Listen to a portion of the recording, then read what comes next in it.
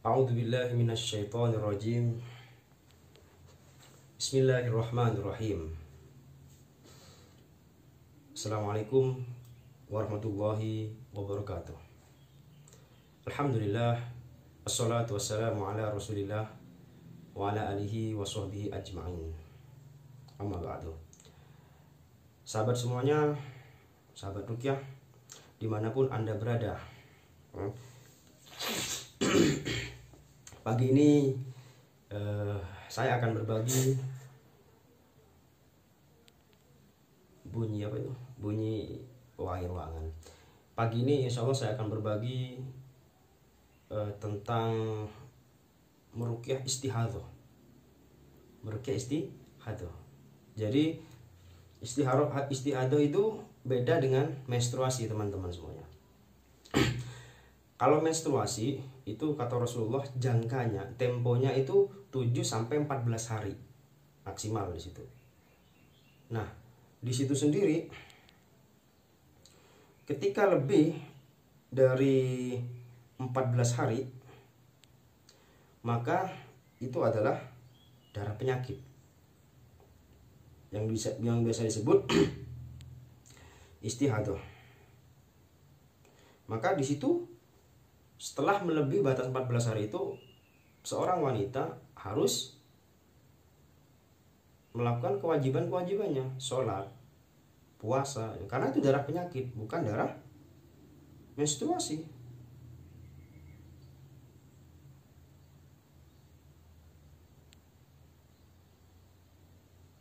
Jadi ini perlu dipahami teman-teman semuanya, karena banyak yang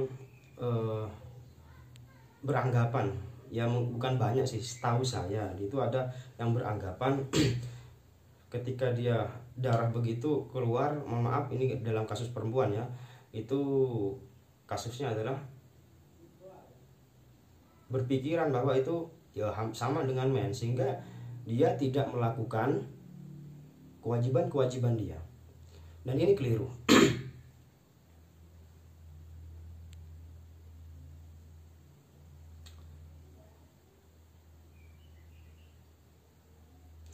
Jadi ibu-ibu ya, para wanita di sini jangan sampai keliru sekarang ya. Jadi ketika sudah melebihi dari batas maksimal ya kurang lebih 14 hari, maka 15 harinya itu sudah istihadhah di situ. Oke, kasus ini ya, jadi kasus yang pernah kita ruqyah ini teman-teman semuanya. Jadi ada seorang ibu kan datang kepada kami, dia mengeluhkan ya istihadhahnya. Jadi dia menstruasi, dia telah menikah, dia menstruasi. Nah, dia tungguin nih menstruasinya. Ternyata udah lebih 14 hari dia tetap menstruasi, keluar istihadhah dia kan. Terus sampai hari ke-25 teman-teman semuanya. Nah, hari ke-25 dia barulah qadarullah menghubungi kami di sini ya, dan akhirnya kita sharing di situ apa keluhannya ibu, ya kan, problemnya. Ya udah, dia bercerita dia bercerita panjang lebar di situ kan. Kenapa panjang lebar? Karena setiap sesi ruqyah kita pasti kasih waktu 2 jaman lah kurang lebih di situ ya, itu 2 jam. Jadi kita bisa sharing dulu, nggak langsung duduk langsung ruqyah, enggak. Kalau seperti itu biasanya berpotensi sekali ruqyahnya gagal, berpotensi sekali. Jadi kita sharing dulu, kenapa, mulai kapan, bagaimana, berobat kemana dan sebagainya. Jadi kita sharing di situ. Jadi alhamdulillah setelah sharing beliau, saya cuma tanya apa ya, mantel kalau nggak salah itu.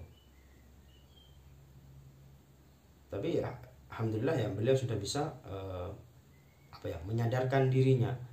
Artinya beliau sudah bisa mengakui bahwa kalau dia mangkel, kalau dia marah, kalau dia jengkel sama suami itu adalah kesalahan. Nanti udah sadar di situ. Nah, barulah kita ruqyah di situ. Nah, ruqyah itu ya karena pertama ya udah kita ruqyah normal saja, biasa aja teman-teman semuanya. Nah, oke, setelah ruqyah kalau nggak salah apa responnya ya, nggak ada respon nggak ya, responnya cuman hangat aja kalau nggak salah ya.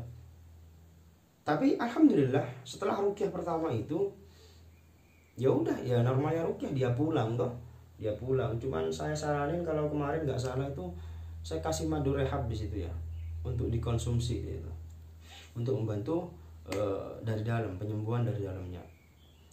Kita kasih madu rehab, habis itu beliau pulang, dan beliau kita saranin kan, kita lihat mungkin sepekan lah di situ, kita lihat hasil di situ. Ternyata beliau nggak datang lagi. Minggu depan beliau nggak datang lagi, nggak kontrol, nggak ngecek lagi. Ternyata setelah rukyah langsung mampet. Ini pertama yang perlu dipelajari. Rukyah pertama langsung mampet. Jadi alhamdulillah ya. Jadi pikirnya beliau itu adalah dia sembuh gitu loh. Dewa waras. Jadi ya udah, dia anggap waras, terus dia kan pasti ya teman-teman semuanya yang telah rukyah kepada kami di situ, maka kita akan ajarin bagaimana langkah-langkah rukyah mandiri di rumahnya, sehingga rukyah itu nggak bisa sekali doang, nggak bisa cuma sekali. Di situ butuh istiqomah. Jadi keberhasilan rukyah itu adalah rukyah yang istiqomah. Nggak bisa cuma sekali doang, nggak bisa cuma datang ke perukyah minta rukyah, tolong rukyah dong, pengen begini dan sebagainya. Nggak bisa begitu. Jadi butuh istiqomah. Makanya kita pasti kasih bekal. Kita kasih bekal ke beliaunya, ini lakuin di rumahnya. Ya udah, yang terjadi adalah beliau lakukan. Tapi karena beliau merasa sembuh, karena udah langsung betul, masya Allah, qadarullah ya. Yang terjadi adalah setelah rukyah dia mampet.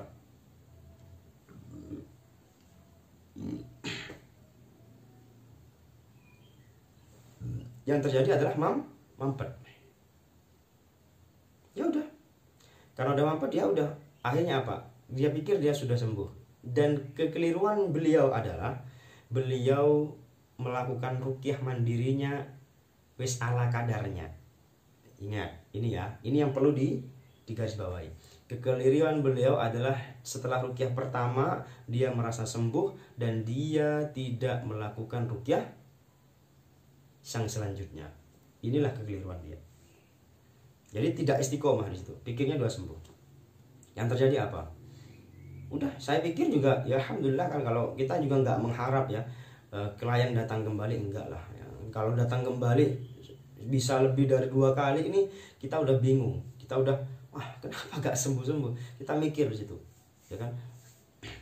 Jadi kalau yang pertama kali mungkin bisa jadi dia sembuh atau dia membaik atau bagaimana seperti itu. Atau dia mungkin lanjutin dengan rukyah mandirinya.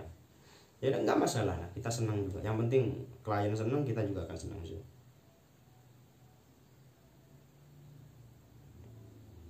Nah, untuk kejadian selanjutnya ya. Jadi karena beliau menganggap sembuh, dia udah normal saja, semuanya sudah biasa ya. Akhirnya yang terjadi adalah 2 bulan setelah itu, bukan 1 bulan kan mens kan rutin 1 bulan nih. Men rutin 1 bulan, dia di 1 bulan setelah itu, setelah rukyah, dia telat. Pikirnya dia telat itu. Jadi dia apa itu? Ya telat, apa itu namanya? Bukan hamil. Pikiran dia tuh, saya telat. Dia senang sekali. Mungkin saya hamil, karena selama ini juga dia bermasalah dengan istihadah, dia juga bermasalah dengan pengen punya anak. Begitu. Jadi yang terjadi adalah bulan pertama dia mens, telat, dan yang dia pikirkan adalah saya telat alhamdulillah gitu kan. Pikirnya dia hamil gitu, tapi dia nggak periksa dulu ya. Terus dia biarkan seperti itu. Dia anggap dia sudah sembuh, dia senang kan. Terus habis itu di bulan kedua ternyata beliau menstruasi lagi. Ya, menstruasi lagi, dan akhirnya dia ikuti sampai melebihi dari 14 hari lagi. Jadi istihadah kembali. Pelajaran dari sini apa yang bisa kita ambil teman-teman semuanya? Dan beliau datang ke sini dan dia bilang, menceritakan, saya kira udah sembuh Ustaz, begini. Seperti tadi yang saya sampaikan. Akhirnya beliau 2 minggu lagi datang ke sini. Kenapa Bu? Apa bisa dibantu? Ternyata beliau disampaikan tadi dia istiadah lagi. Nah, saya tanya rukyah mandirinya, saya pasti kembalikan kepada klien kita pasti. Gimana rukyah mandirinya? Udah jalan belum? Ya kan? Gimana terapinya? Ya kan? Udah jalan? Gimana herbalnya masih dimakan atau udah habis? Itu pasti kita tanya. Yang terjadi adalah ya itu beliau nggak lakukan. Nah, ilmu yang bisa kita ambil di sini teman-teman semuanya. Jadi janganlah beranggapan kalau cuman mohon maaf. Ini saya bukan menganjurin jenengan Anda untuk rukyah, enggak. Saya lebih menekankan rukyah mandiri. Makanya tips-tips ya kan, pengalaman-pengalaman di sini kita share agar nantinya ada yang melihat dan bisa mungkin gitu kan. Saya problemnya istiadah juga. Ini sama nih. Mungkin solusinya juga begini. Ya kan begitu kan. Ya udah. Harapannya kan nanti bisa mandiri. Jadi pelajaran yang bisa diambil dari ibu tadi adalah kalau cuma rukyah sekali dan Anda merasa udah membaik, merasa sudah sembuh, maka mohon maaf, menurut saya, kalau nggak tahu kalau terapis lain, menurut saya ini belum tentu. Bisa jadi mereka masih bersembunyi. Jadi jangan merasa selesai sudah ya, udah rukyah, sudah sembuh. Jangan. Saran saya teman-teman semuanya, lanjutkan terus rukyah mandirinya. Jadi jangan nunggu sakit gitu. Jangan nunggu kita sakit lagi baru kita rukyah lagi, keliru. Lakukan terus rukyah mandiri terus menerus sehingga nanti konsepnya adalah kita sedia payung sebelum hujan. Jadi nggak sampai sakit gitu. Jadi nggak sampai kita basah dulu baru nanti kita buka payung. Enggak, kita udah sedia payung dulu gitu. Jadi kita nggak sampai basah. Nah itu yang akan terjadi teman-teman semuanya. Jadikanlah konsepnya seperti itu. Ya, jadi rukyah mandiri itu harus istiqomah. Itu yang akan menjadi puncak keberhasilan kita berobat dengan rukyah. Dan ingat, kita bisa istiqomah, nggak mungkin Anda datang selalu ke perukyah, nggak mungkin. Kalau tiap hari ke perukyah, dikit-dikit perukyah, itu bukan istiqomah, itu namanya ketergantungan. Dan itu tidak kami anjurkan. Istiqomah adalah rukyah mandiri, rutin tiap hari. Nanti mungkin saya mau sharing lagi kah, mungkin 2 minggu sekali atau seminggu sekali atau sebulan sekali, itu maka hal yang positif lah menurut saya, nggak apa-apa untuk menindaklanjuti apa yang harus dilakukan berikutnya. Nah seperti itu teman-teman ya. Jadi kesimpulan dari pelajaran dari ibu ini adalah rukyah harus istiqomah. Jadi jangan nunggu sakit baru rukyah ya, belajarlah rukyah mandiri. Caranya ikuti pelatihan-pelatihan, ikuti tutorial-tutorial bagaimana merukyah dirinya sendiri ya kan. Nah itu akan sangat sekali bermanfaat ya. Hidupkan benerin semua yang wajib ya, kalau mau rukyah benerin semua ibadah wajibnya, lalu hidupkan amal-amal sunnahnya. Insya Allah itu akan mempercepat proses rukyah di situ. Oke. Nah kemarin saya sempat rekam ya kan, saya merukyah ibu istiadah tersebut ya. Insya Allah setelah video ini nanti kita akan share juga rekapan rukyah untuk istiadahnya.